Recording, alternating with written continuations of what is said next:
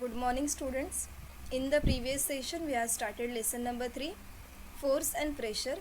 In that, we have learned the definition of contact force, non-contact force. We have seen the examples.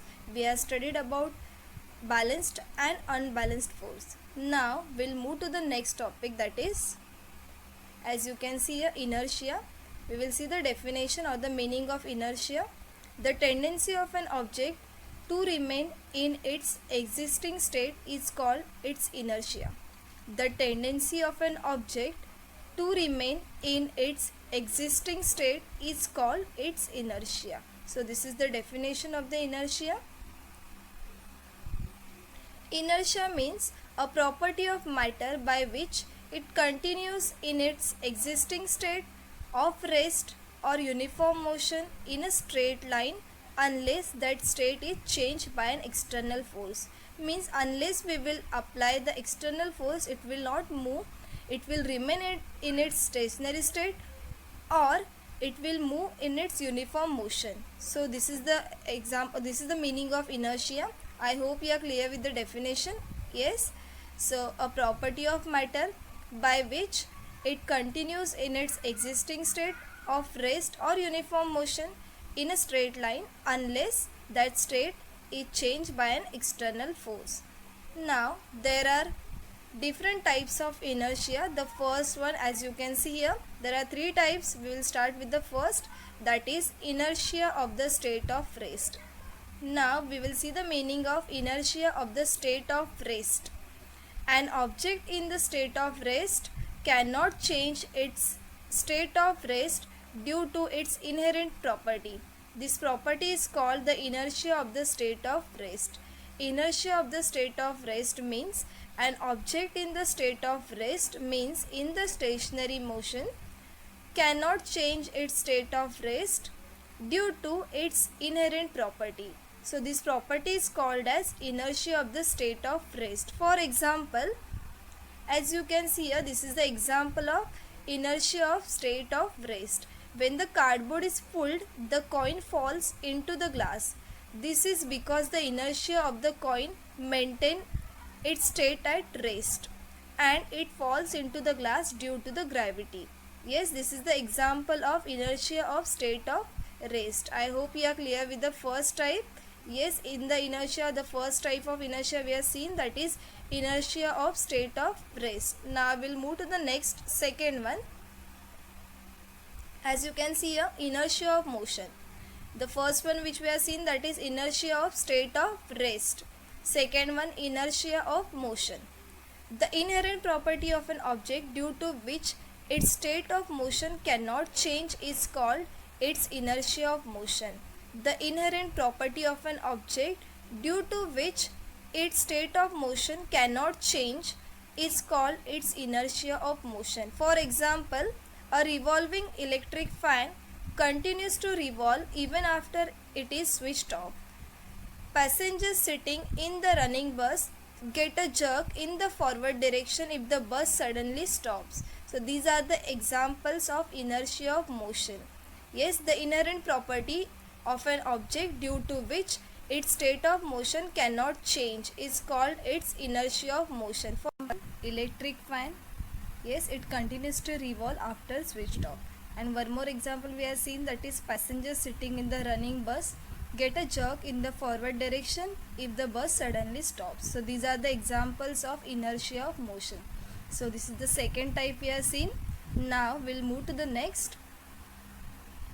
Okay, one more, it is given the explanation for inertia of motion. The inertia of motion can be understood as follows. For a body that is already in a state of motion, it will have a tendency to continue in exactly the same state of motion. Means for a body that is already in a state of motion, it will have a tendency to continue in exactly the same state of motion with the same speed and the same direction unless an external unbalanced force acts upon it to change that state of motion. So this is about inertia of motion. Yes, the body is already in state of motion. Till then we will not apply any external force, it will remain in that state of motion with the same speed and with the same direction. I hope you are clear with the second type. Now we'll see the third one, that is directional inertia. As you can see here, the third type of inertia, that is directional inertia. The inherent property of an object due to which the object cannot change the direction of its motion is called directional inertia. The inherent property of an object due to which the object cannot change the direction of its motion is called directional inertia. For example, if a vehicle in motion along a straight line suddenly turns, the passengers sitting in it are thrown opposite to the direction of turning. So this is the example of directional inertia. Yes, and what is the definition or the meaning of directional inertia? The inherent property of an object due to which the object cannot change the direction of its motion. It's called directional inertia. And example is, a vehicle in motion along a straight line suddenly turns, the passengers sitting in it are thrown opposite to the direction of turning. So this is the example of directional inertia. Inertia of direction is defined as the inability of a body or object to change its direction of motion by itself. So inertia of direction is defined as the inability of a body or object to change its direction of motion by itself. Now we'll move to the next one. So we have studied all the three types of inertia. The first one is inertia of state of rest, second one is state of motion, and the third one is directional inertia. I hope you are clear with all the three types. Now we'll move to the next one, that is pressure. Yes, what is the name of our lesson? That is force and pressure. We have studied about force. Now we'll start with the pressure. So the definition is, as you can see here, the force exerted perpendicularly on a unit area is called pressure. So this is the definition.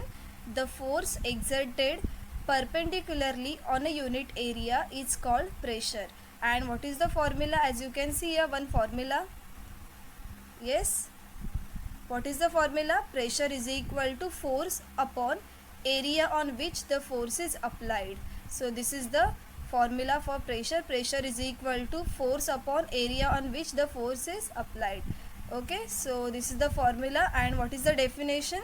The force exerted perpendicularly on a unit area is called pressure.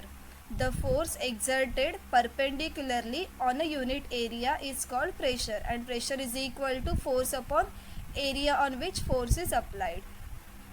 Okay, now this is the formula. Okay, P is equal to F upon A, where P is equal to pressure, F is equal to force, and A is equal to area. So this is the formula of pressure. Pressure is equal to F upon A. P means pressure, F means force, and A means area. I hope you are clear with the formula. Yes. So P is equal to F upon A, means pressure is equal to force upon area on which force is applied. Okay. Now the next part, unit of pressure. Now we will see the unit of pressure. The SI unit of force is Newton. The SI unit of force is Newton, that is N, capital N, as you can see here. And area is measured in meter square. Area is measured in meter square. And what is the formula for pressure? Pressure is equal to force upon area, correct? So what is the unit of force? That is Newton. And what is the unit of area? That is meter square. So the SI unit of pressure is equal to Newton per meter square, correct? So P is equal to F upon A. So SI unit of force is Newton and SI unit of area, that is meter square.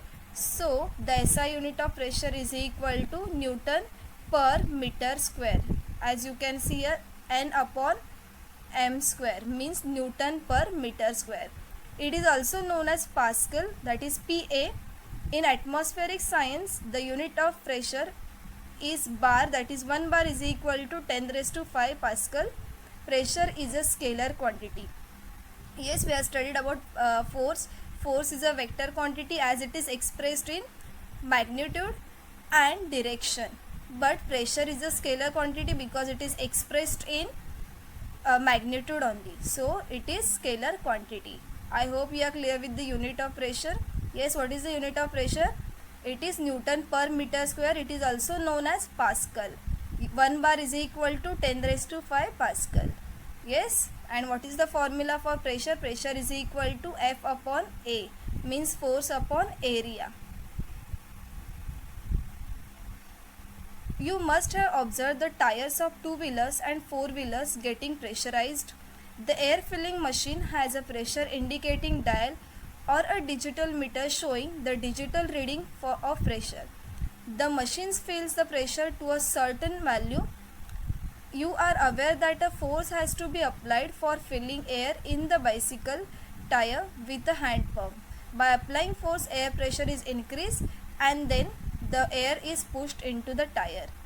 Are force and pressure related? Yes, they are related to each other.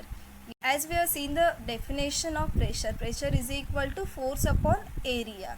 So, force and pressure, they are related to each other. Now we will see one activity which is given in your textbook. Activity: take some sharp pointed nails and push them into a wooden plank by hammering on their heads. We will take some sharp pointed nails and push them into a wooden plank by hammering on their heads. Now take a nail and hold it with its head on the plank and hammer it down from the pointed end. Okay, now we will take a nail and hold it with its head on the plank and hammer it down from the pointed end. When pressing the drawing pins into a drawing board, they get into the board easily. By applying a force using the thumb, one can push the pins into the board. On the contrary, while pressing ordinary pins into the board, with a thumb, the thumb may get hurt. Then, what does this simple experiment tells? The nail easily penetrates into wood from its pointed end. Yes, from the head side it will not go easily, but when we will take the pointed ends and we will hammer it, then it will go easily or it will penetrate into the wood. From this you will notice that when a force is applied on the head of the nail, it is easy to hammer it into the plank. Okay, so when we are applying force on the head of the nail, it will easily penetrate into the wooden plank. Yes, the pointed end, it will easily penetrate into the wooden plank. But when we will take the opposite side, means if we will hammer it on the pointed end and we will place the head of the nail on the wooden plank, it will not go inside. So this experiment tells us when we will apply force on the head of the nail, it is easy to hammer it into the plank. Now we'll move to the next part, that is pressure on solids. Air pressure is exerted on all the objects which we kept in the air, and when a weight is kept on a solid, pressure is exerted on it. This pressure depends on the value of the weight and the contact area between the two. So, when the weight is kept on a solid thing or the solid material, pressure is also exerted on it, but it depends on the value of the weight and the contact between the two. Okay, now we'll move to the example of it. This is the example. So this picture shows that when we will keep weight on a solid thing or the solid material, then the pressure is exerted on it. Yes, as you can see here, because of the weight of these books, the pressure exerted on this plank. Yes, and when we will arrange the books properly and we will keep it in a line, then you will not observe any pressure because the weight of the books, it is arranged properly. Yes, so we cannot see here any pressure on this plank. Okay, I hope you are clear with this. We will revise now. So what we learned today, we have started with the definition of inertia. Yes, what is the definition? The tendency of an object to remain in its existing state is called its inertia. The tendency of an object to remain in its existing state is called its inertia. Means if the object is in state of rest unless the external force is applied on it, it will not change its state. Or if the object is in uniform motion in a straight line, unless the external force is applied, it will not change its speed and direction. I hope you are clear with the definition. After that, we have seen three types of inertia. The first one is inertia of state of rest, second one is inertia of motion, and the third one is directional inertia. I hope you are clear with the examples and definition of all the three types of inertia. First one is inertia of state of rest, second one is inertia of motion, and the third one is directional inertia. So in the inertia of state of rest, an object in state of rest cannot change its state of rest due to its inherent property. It will not change its state of rest due to its inherent property. This property is called as inertia of the state of rest. We have seen the example of glass and coin. Yes, I hope you remember the example. Then after that we have seen inertia of motion. The inherent property of an object due to which its state of motion cannot change is called its inertia of motion.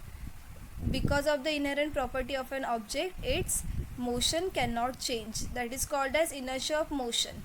Then example we have seen, that is a revolving electric fan continues to revolve even after it is switched off. And one more example, that is passenger sitting in the running bus get a jerk in the forward direction if the bus suddenly stops. So these are the examples of inertia of motion. Then the third one, that is directional inertia.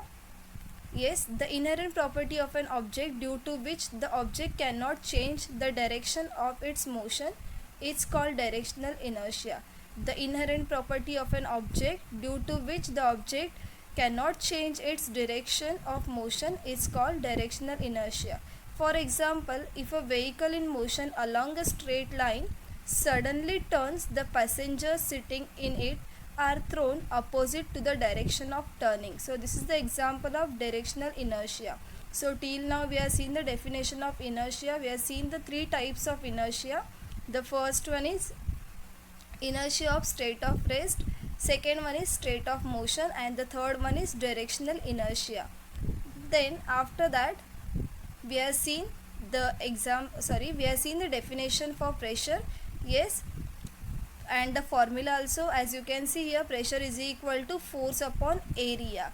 F means force, A means area, and P means pressure. P is equal to pressure, F is equal to force, and A is equal to area. So this is the formula for pressure. Pressure is equal to force upon area. Then we have seen the unit of pressure. Yes, what is the unit of pressure in SI system? That is Newton per meter square. It is also known as Pascal, that is PA. Because the SI unit of force is Newton, that is N, and the area is measured in meter square. So the unit of pressure is, that is P is equal to F upon A, means force upon area. So unit for force is Newton and unit for area is meter square. So unit of pressure is equal to Newton per meter square. Then it is also known as Pascal, PA. In atmospheric science, the unit of pressure is bar, that is 1 bar is equal to 10 raised to 5 Pascal. Pressure is a scalar quantity as it is expressed in magnitude, and force is a vector quantity. It is measured in, or it is expressed in magnitude and direction both. Okay, I hope we are clear till here. Then after that we have seen this experiment. So this experiment shows pressure on solids. As we will keep the weight on any solid substance, then it will exerted pressure. Okay, so till now we have completed the definition for inertia, types of inertia, we have seen the examples. Then we have started with the pressure, we have seen the definition of pressure, then we have seen the formula, and then we have completed pressure on solids. Okay, that's all for today. Thank you so much.